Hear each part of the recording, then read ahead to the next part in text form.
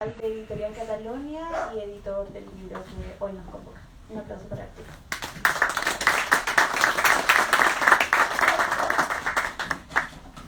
Bueno, muchas gracias, bienvenidos a todos y todas. Muy agradecido a los presentadores, Carmen Castillo y justo Pastor Mellado. Y lo primero que quiero decir, que va a ser muy breve las palabras porque hay muchas expectativas sobre estos presentadores, ¿no? Entonces yo también quiero escucharlos. Quiero decir que este libro es un libro muy especial para mí y para la editorial.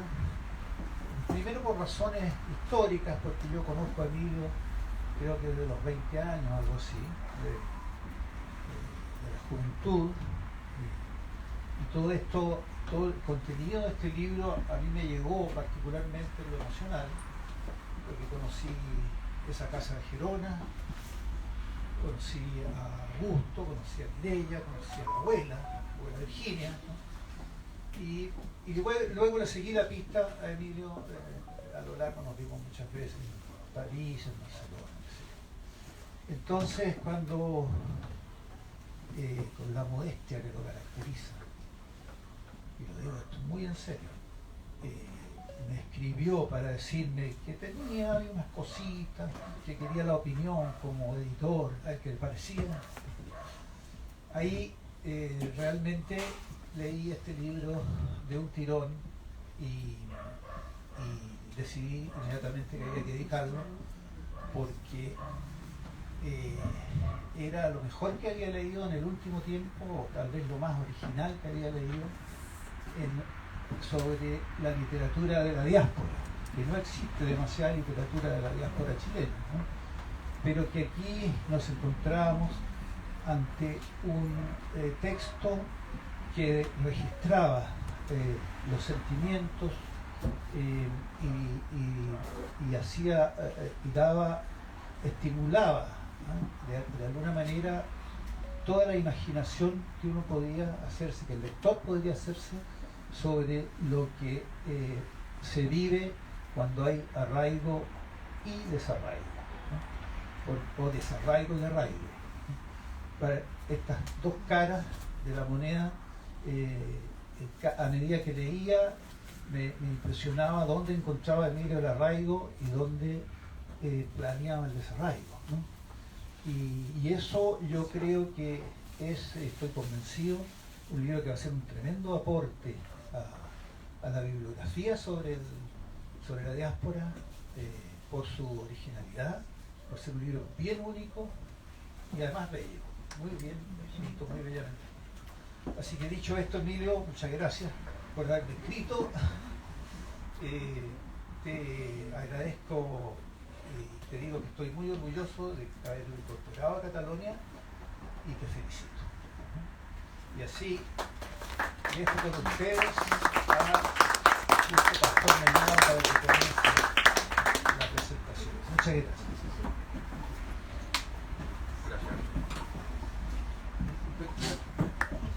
Una broma, pero que es en serio. Lo que se olvidó decir Arturo, muchos años antes que yo escribiera un libro, un texto, lo que fuera, me había dicho que tú sabes, la escritura del libro era muy especial. Y todos los amigos míos que han escrito libros que yo he leído y que no me han gustado, he perdido la amistad con ellos. Entonces yo estaba aterrado. Dije, mi amigo de toda mi vida, de toda la juventud, a lo mejor el libro le cae, lo encuentra malísimo. Pero claro, uno nunca sabe. Felizmente le gustó. Bueno, no sé en verdad cómo comenzar porque tengo como dicen los ciúticos, la embajada du choix. La dificultad de, hay tantas entradas posibles que uno se tropieza por escoger alguna, porque en verdad el libro, como decía Arturo, tiene una... Yo no lo había visto tanto por el lado de la diáspora, como que me negué a verlo por ese lado, ¿eh? Y quise leerlo así como una persona del cine, ¿eh? Claro, porque como un desafío, como una persona del cine que armaba una novela, un texto, pensé en una novela, pero es un texto construido como un tipo del cine. Entonces dije, bueno, esto es lo que más me parece a un documental de Chris Marker, pero escrito. Y él me dice, sí, pero es que yo hablé con él y él me definió una vez lo que era un documental para él. Entonces era un élan, un impulso, que yo traduje de otra manera, como conatus, para hacerlo más espinosista, ¿sí? Pero en el fondo no tan bersoniano, ¿sí? Pero es un impulso y unas variaciones. Y en el fondo el libro es unos impulsos y unas variaciones. Y en este caso el libro tiene varios impulsos, pero son los impulsos de un cineasta. En eso quería como insistir, porque yo sabía que lo van a tomar otras personas por otro lado. Entonces dije, no, hay que insistir en el hecho que es un cineasta y que repite y reproduce todos los mitos del cine, todos los mitos de acceso al cine, desde la caverna platónica. Entonces se preocupa de la caverna en Formentera y la de, listo, está. ¿Y por qué menciona la caverna platónica? Porque en el fondo hay un viejo, como él habla del cine francés, así, hay un viejo texto de Thierry Clemenceau, que publicó en un número muy famoso de la revista Comunicación, en que él dice una cosa muy bonita. Dice, en verdad, la historia del cine ya estaba implícita en la caverna platónica, solo que no había ocurrido una revolución tecnológica para permitir que las imágenes fuesen impresas. Lo muro primero y después. En el fondo como que habían pasado 2000, 3000 años y que finalmente habíamos podido tener la tecnología que reproducía la problemática de la caverna platónica. Entonces al final era... Ya, pero esta novela tuya como que plantea lo mismo. O sea, yo... Y un poco quebrado, ¿verdad? Porque hace un texto quebrado. Así como decía. Claro, es un hombre de cine y que reproduce todos los mitos del cine. Y eso me encantó porque al final... ese saber del cine que tiene lo ajusta a un texto.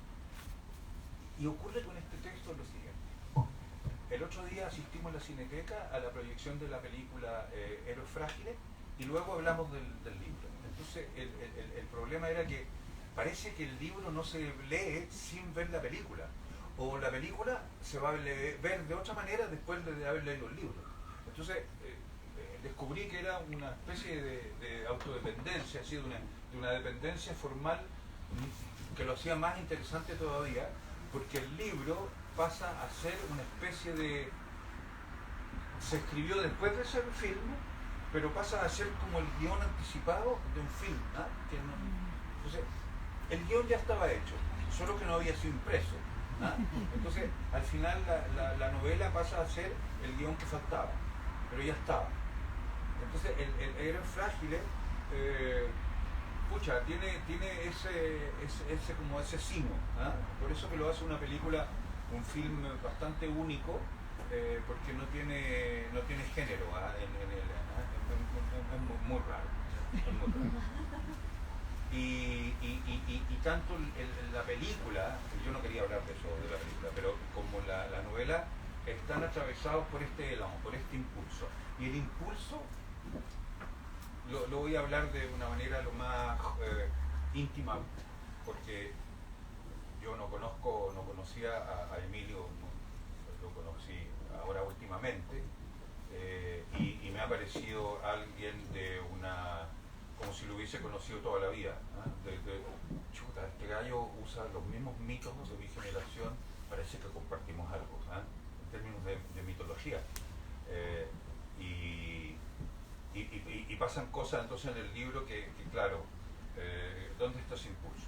En el fondo pensé lo siguiente, después de haber visto la película de nuevo, es una imagen en que está Mireia, me voy a permitir decir Mireia, a quien yo siempre conocí institucionalmente por la radio, un personaje radiofónico. Allende era un personaje radiofónico, era un héroe radiofónico. Entonces aparece ella y tú la tomas en una situación en que ella está ya muy viejita, y lo que ella hace en cámara es hacer el relato de la seducción de Augusto. que llega con un ramo de violeta, pero como era muy púdico y vergonzoso, esconde las violetas en un papel de diario y echa a la radio y sin que nadie lo roche y llega al estudio y le dice eso ella, ¿eh? Dice, entonces, ya, esa es como la instancia de la madre en esta película de reencuentro. Ya. Lo que pasa es que en la novela, tú eres muy malo, pero en la novela relatas el modo cómo te encuentras y cómo viene y exhuma el cuerpo de Augusto para cumplir con un mandato de tu madre. Entonces al final uno dice, Emilio viene y se nos hace niño porque viene a cumplir una promesa que le hizo a la mamá. Y eso a mí me conmovió. Finalmente es una pequeña tragedia griega, ¿ah? Y ahí están por todos los elementos y te expones de una manera muy elegante para cumplir una solicitud materna, pero paterna también, ¿ah? Porque cuando en la película le muestra el scrapbook al negro Jorquera y el tipo se queda helado y dice, no me callé, no me callé. Y eso me pareció un quiebre en la película, pero en la novela hay otros quiebres, no hay un quiebre, todos son trizaduras. Entonces la novela es una recopilación de trizaduras y estos fragmentos y los va armando, como te digo, muy marquerianamente, ¿ah? Con este impulso y variaciones.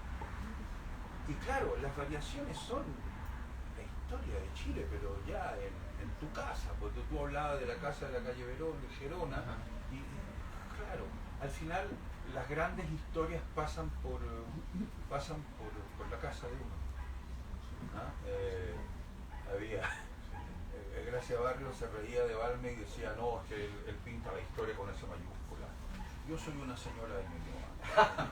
¿Ah? Entonces, en el fondo se lo jodía diciendo, no, yo hablo de la pequeña historia de esta gran idea. Entonces, la novela esta permite hablar en tu eje muy particular, ¿ah?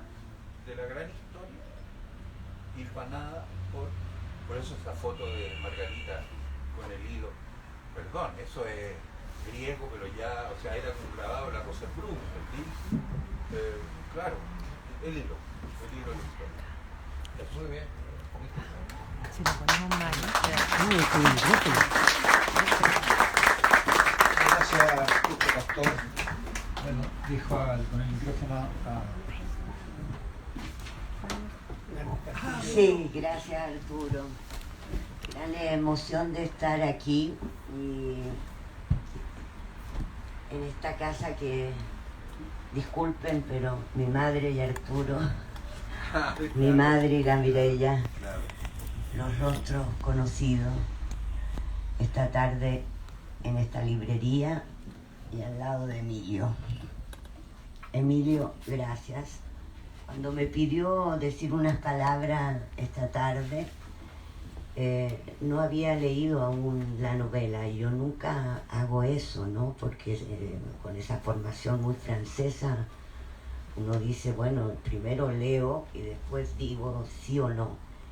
No sé por qué en nuestra larga amistad, aunque no nos veamos muy a menudo en nuestras vidas por allá en París con todo lo que hacemos cada uno, existe en Emilio un ángel, un espíritu, una manera de ser, una postura, en la cual la amistad irreductible de los desarraigados, de esa constelación de la que hablábamos hace un minuto con Ricardo, es muy fuerte.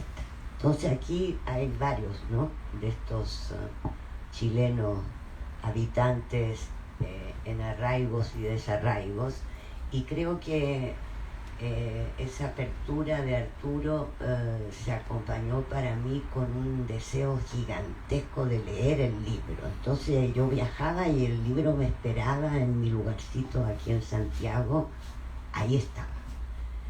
Y lo he leído en estos tiempos. O sea, leer este libro hoy, con la masacre en Gaza, con la oscuridad, con las fuerzas desatadas de la destrucción que avanzan a rostro descubierto hoy día en el mundo, es agarrarse a ese hilo de la historia de la cual hablaba Justo, que es la luz, la bondad. Y este libro tiene una estructura, estoy de acuerdo con Justo, es un cineasta que escribe. Es un escritor con un talento que yo no le conocía, es un texto literario único. Sí, es interesante, lo anoté, decía Justo, las resquebrajaduras, ¿no? La trizadura. La trizadura es una perfecta metáfora de cómo vamos a entrar. Además, a mí que me cuesta tanto escribir y le tengo tanto respeto a la escritura, decía cuánto tiempo habrá demorado Emilio, cómo encontró cada título para cada trizadura, cómo fue conectando, cómo decirle. Él me hace ir a una isla que no conozco, desde la cual escribe, y yo voy descubriendo es muy sorprendente, no es habitual que sí, el cineasta tiene imágenes y por lo tanto al pasar a la escritura, el esfuerzo que ha debido significar tener ese talento literario para darnos a ver esos lugares, ese lugar desde el cual escribe, que es Formentera, La Mola y Cap Jaume, que es su casa. Bueno, allí estamos. Desde allí él ve un faro y todo en este libro tiene ese hilo de la memoria de los vencidos, que yo hablo siempre, que es energía de la historia, que es horizonte, que es brújula, que es luz y no tristeza, no sacrificio, no culto a la muerte. Este libro es un resplandor leerlo hoy y a 50 años de todas nuestras historias. Y eso, Emilio, no sé, me has acompañado estos días nocturna, porque le contaba con mucho trabajo, pero ha sido una maravilla, porque los habitantes, los seres queridos de tu vida, y sobre todo los personajes humildes de la isla, el retrato de Pep y Margarita, por el cual ellos van a comprar esa casita, esa ruina. Y voy a comprender que cuando ellos mueren, 100 años tenía Pep, algo pasó en el tiempo, ese tiempo que no pasa, y ustedes con Roselín se van. Pero no solo están ellos, está también los trabajadores del cementerio cuando vas a buscar a Augusto para llevarlo junto a tu madre. Está María y Serge, está Mustafa, está Joan el molinero. Es decir, hay una galería de retratos de hombres y mujeres humildes, y es a través de ellos que Emilio nos trae la memoria de España, la guerra, los sufrimientos y aquello magnífico, extraordinario de la tierra, la naturaleza, ¿no? Y por ahí vamos entrando y excavando, desenterrando, y aparecen momentos de su vida, de sus padres, de Mireia, de Augusto, de Salvador Allende. Aparecen los acontecimientos históricos que han marcado nuestra generación. Todo eso entrelazado con su trabajo de cineasta, y cómo decirle, el narrador Emilio en este libro, ni una gota de egocentrismo, ni una gota de narcisismo. Él está al servicio de una memoria que lo sobrepasa. Es muy Walter Benjamin, tu manera de vivir y de pensar la memoria. es aquello de que a través de las olas, del faro, de las cavernas, de los animales, porque también hay personajes muy importantes que son, yo anoto los nombres porque Tigrú y Yuca, Tigrú es el gato y Yuca es la perra, ya uno al final los adora y se mete a la cama con ellos en el momento que se tienen que ir, pero es una cosa extraordinaria. Los objetos, en fin, entonces es un libro que hace bien, hace mucho bien leer este libro hoy día. Y en la línea de esa filosofía de la historia, de la memoria de los vencidos y del libro Pasajes de Walter Benjamin, como va subiendo los estratos y construyendo binomios y construyendo relaciones entre un punto de arraigo y aquel Chile que describe con palabras extraordinarias Emilio, el país que perdí. ¿Y cuándo pierde uno un país? Yo te respondería, Emilio, que uno puede reencontrarlo en la misma forma en la cual fuiste instando los pies y mirando y recorriendo los humildes seres que te acompañaron en todos los años en la isla, en la mola. Esos personajes existen en Chile. Lo que pasa es que no podemos verlos en este Chile fragmentado donde las personas del pueblo que conocimos, que amamos, quisieron que a los 15 años partiéramos en los destinos que tenemos porque los conocimos. A mí me ha costado mucho rastrear, entrar, ¿no? Ir al encuentro, pero los he reencontrado y por lo tanto, no sé, lanzo ese cariñoso mensaje, ¿no? Que uno puede finalmente hacer yo hago al leer la descripción de Pep, veo a Basilio, el maestro de obra con el que viví en un lugarcito ahí que nos hemos hecho con mi hija. Esos hombres, ese pueblo, la Blanquita en la Victoria que sigue viva, es lo que permite que nuestra energía de ser chilena y francesa, pero con el tiempo y la edad, en ese reencuentro con Chile, el que perdimos, que está totalmente invisibilizado, y que a pesar de 50 años de matracaje neoliberal, porque hay en tu libro una postura política que lo dices de una manera muy bella, muy simple, muy clara. No, dices, no es posible que todo sea mercancía. No es posible que la fraternidad, que el cariño, que el encuentro con otro, que el silencio, el elogio al silencio,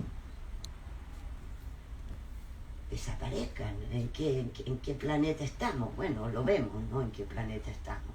Todos los aquí presentes lo vemos. ¿Y qué hacemos? Y tú dices que finalmente le contestas a Shakespeare, porque él cita una idea central, ¿no? Si no me equivoco, porque yo lo rayé, lo escribí, pero... Te puedes equivocar. Que la bondad muere cuando las personas buenas mueren y que perdura el mal. Esa es la frase, ¿no? Esa es la frase de Shakespeare. Exacto.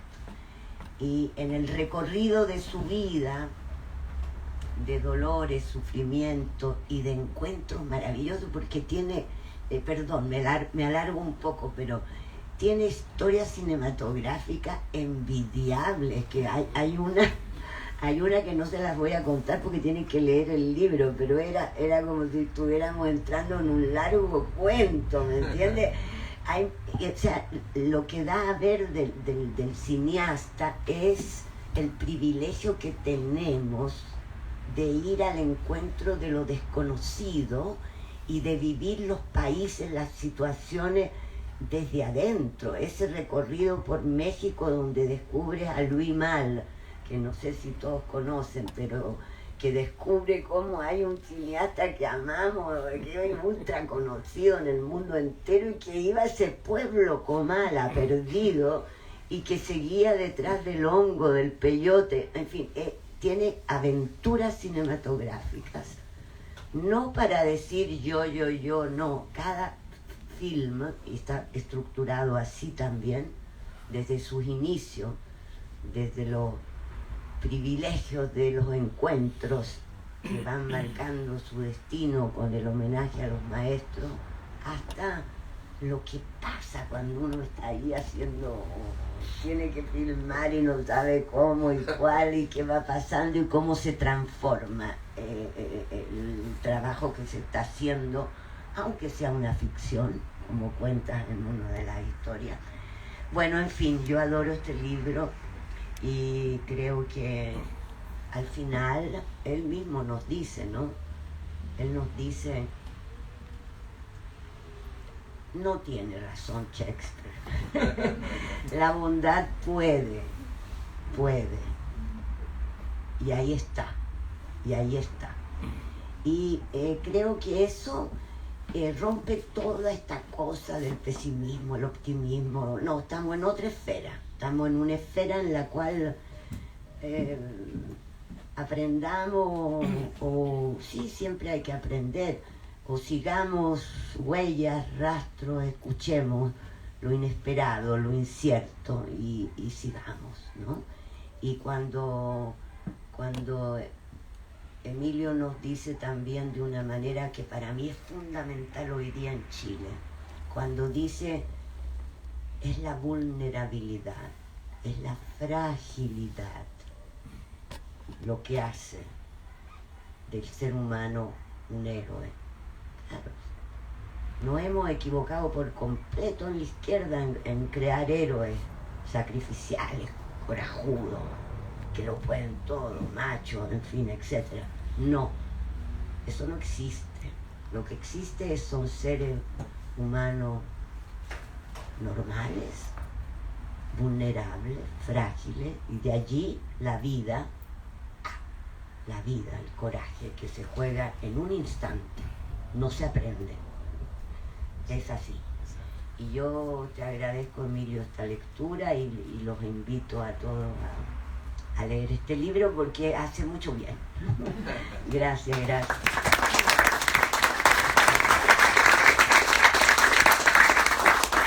Muchas gracias, Carmen. Y bueno, ahora queremos escuchar al autor. No, después de estas dos intervenciones me es difícil hablar mucho. Es una propuesta escrita, entonces espero que vayan a... maravilloso todo lo que has dicho ahí. Tuviste una recepción que no me sospechaba, la verdad. Tan emotiva, tan sensible, captaste cosas que están en el fondo de mi alma, en el fondo, y que eran un poco el alimento de esta historia. Gracias, muchas gracias a los dos. No, gracias. Esta mañana tuve una entrevista con la radio Bio Bio y fue una entrevista muy interesante. No me acuerdo bien del nombre del periodista Mochati, pero Enzo Mochati. ¿Cómo? Ezio Mochati. Y me quedé bastante impresionado porque en algunas veces en mi vida he dado entrevistas por las películas en Francia, en algunas no sé. Y el tipo era increíble porque le había con mucha justeza, con mucha precisión el libro y me hacía un análisis así que me sorprendió mucho. Y me dio mucho espacio a mí para expresarme de una manera original. No tener que estar respondiendo de manera sistemática a un periodista que te hace preguntas, sino que de repente eran como espacios así de libertad que el tipo provocaba y que fue una entrevista muy creativa. Nada, ¿por qué cuento eso? Primero porque lo pasé muy bien esta mañana, y segundo, no me lo esperaba, y segundo, porque me dijo, Luz de Invierno. ¿Qué quiere decir? ¿Por qué ese título? Y yo le dije, tú sabes por qué, porque si tú me entonces le dije, ya, Bergman. Bergman, claro, porque la película Los Comulgantes de Bergman se llamó en Chile solamente Luz de Invierno. Y en el año 1957-58 yo venía del colegio del Instituto Nacional y iba a mi casa de Ñuñoa y pasaba frente al cine Dante, que todos ustedes conocen. Y en el cine Dante, en esa época, había mucho cine de autor, y había fotos de películas de Bergman. Y fue una marca indeleble en mi vida, esa foto. O sea, perdón, blanco y negro de esa película o de otras películas de Bergman me marcaron mucho. Entonces, mi afición por la imagen y el gusto por el cine, creo que empezó por ahí, por ese misterio. Y cuando yo traté de ir al cine Dante a ver esas películas, no me dejaban entrar porque era mayor de 12 o 14. El libro, yo tuve unos apuntes pero unos apuntes caóticos. Después me olvido. Unos apuntes caóticos que son estos, mira, son como lo que tú afirmas cuando firmas tu diario.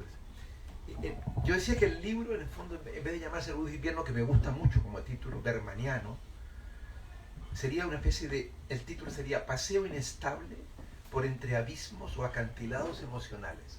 Me gustaba el título ese, pero era un título imposible. Pero el título me encanta. Por ahí va. Entonces, yo decía, podría y debería haber sido ese el título del libro, pero no fue. Porque está compuesto, ahí los personajes que tú hablaste, Carmen, el Augusto, el Pepe, Salvador Allende, mi madre, tanto otro, el Negro Jorquera, pero muchos más, Claudio Jimeno, Jorge Klein, toda esa gente que fueron parte de mi juventud, de mi primera juventud. Eran amigos de mi hermana, gente que venía a la casa, en Gerona, y pasaban muchas cosas con esa gente, y era una generación de gente impagable, extraordinaria. O sea, yo tengo el recuerdo de los amigos de mi madre, los amigos de Augusto y los amigos de la generación de mi hermana, que eran ellos los que formaban el grupo que ayudaba a Allende a comprender un poco lo que pasaba en Chile. Y esa gente era extraordinaria. Entonces, el libro está construido también de la pérdida de esa gente, de la pérdida porque en mi juventud, o sea, me maravillaron tanto esos encuentros de los adultos como de los jóvenes, que yo creo que no me abandonaron nunca. Y siempre quedó en mi alma, en mi espíritu, el tratar de parecerme a ellos, de parecerme a esa gente. Y Augusto Olivares tuvo para mí una cosa muy, muy importante, y es que fue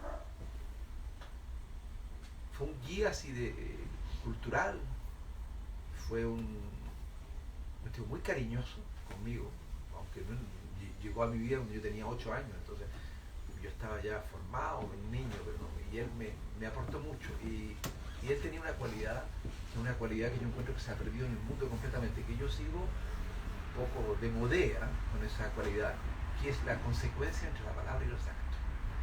Ese gallo era extraordinario, de consecuente entre lo que pensaba y lo que hacía, lo que decía y lo que hacía. Y eso, honestamente, me marcó a vida. Esta película este libro, como las películas que hago también, porque estamos hablando de películas, y yo hago las dos cosas. Entonces está compuesta de todos esos seres, y la materia del libro en el fondo está hecha de las risas, de la fuerza, de las lágrimas, de todo eso, como también de mis animales, de la yuca o de lichio, digo. ¿Qué más decirles? Que estoy feliz de recibirlos a todos ustedes, muchas caras amigas que no veía hace mucho tiempo. Fernandita, feliz de verte, mi hermano, la mujer de mi hermano, la Paula, mi sobrino, mis amigos, algunos más recientes, algunos más antiguos, pero todos juntos. Es un enorme placer de poder compartir estos momentos con ustedes, y gracias por haber venido, y continuemos en eso. Gracias.